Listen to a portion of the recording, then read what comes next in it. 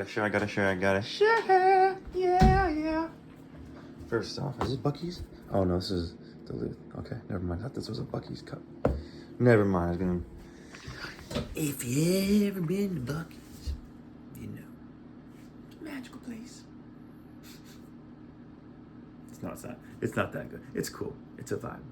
But the roasted nuts are delicious. The cashews, they got almonds. Boy, the coating, probably twice as thick as anything you've ever tried on a roasted nut. Like it is. Oh my goodness, the best road snack. Like because it fits perfectly. They sell them in these almost triangle shaped.